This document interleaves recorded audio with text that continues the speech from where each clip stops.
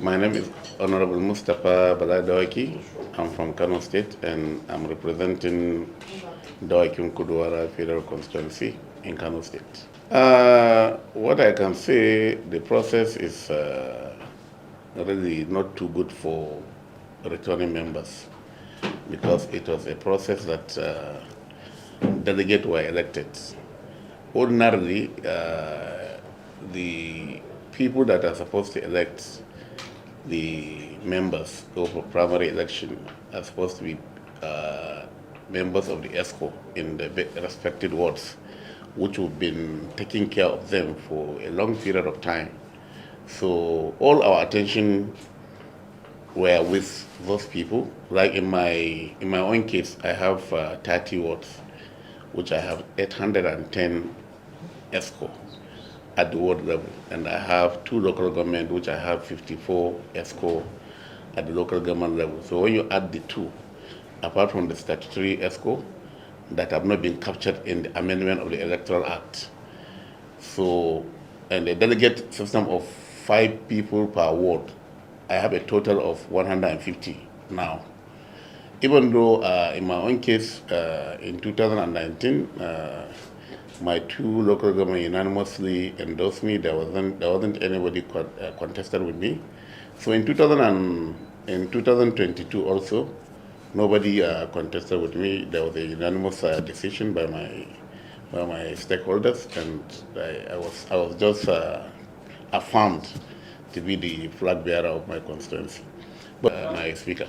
I'm also inclined to the fact that I will need a longer period, an extension, so that because we have a lot of challenges in conducting the voter education or voter registration exercise.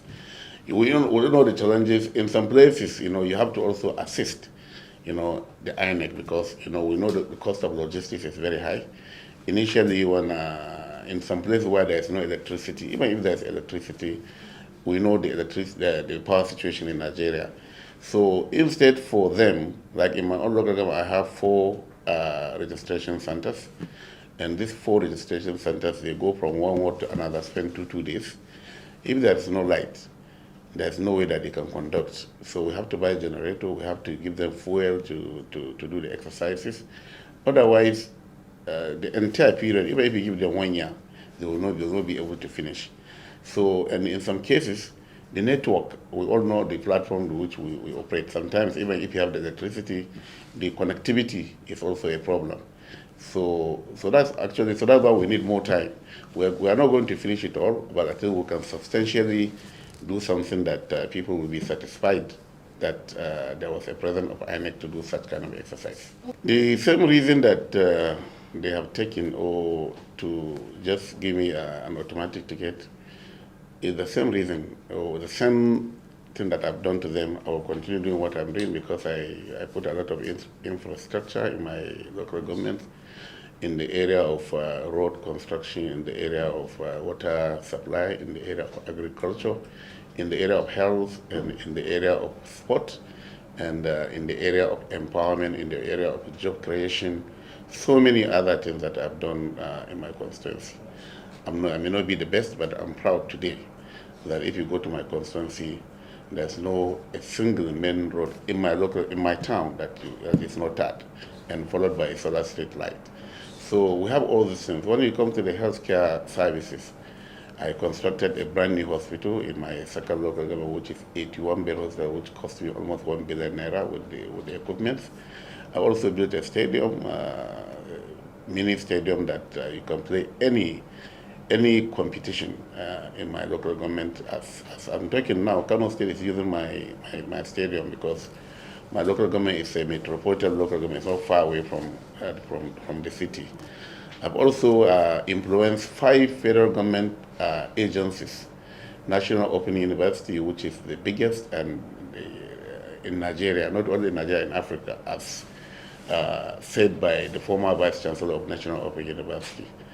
I also influenced National Institute of Transport Technology, which is also under Minister of Transport, and is fully functional.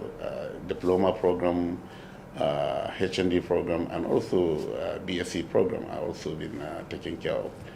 I also influence Sheda Science and Technology Complex, which is a research institute, and it's almost completed. I also influence NECO, zonal office, and state office. The zonal office is also there, and it's almost completed. And I also constructed a center for continuous education in my local government, and I also influence National Biotechnology Development Agency. They are also Northwest Zonal Office. So all these offices we created, and they're huge offices that are built in my local government, in the headquarters. And in each of them, job creation are there, because from level 6 down have to be the people that are within the locality. So with all these institutions, I have not less than 100 people that are working. So one thing I refuse to do is to disconnect myself. When you allow yourself to be connected, it's not easy, because there are so many, because the poverty level is very high, and people are always asking. But it went to the extent that sometimes I go to my local without spending a dime, I will come out. When I tell them that I don't have, they'll reason with me. But it takes time for me to change the attitude of the constituents. But today I'm very happy that at any point in time, out of these 30 wards, I have 30 wards, and I have 61 village heads, that's different towns. I can enter anywhere. At daytime, in the night time, there's nothing that I fear about. And in terms of security, I also provided all my DPOs with security vehicles for surveillance and some other security outfits. So all these things are things that people appreciate, and they now say it's not that we don't have people to contest, or it's not that I'm better than the people that are there, but it's a kind of appreciation of what I have done to them. So, and all the things that we have done are something that you leave a legacy. When you leave a legacy, your children, your grandchildren will also benefit from what you planted. So that's just it.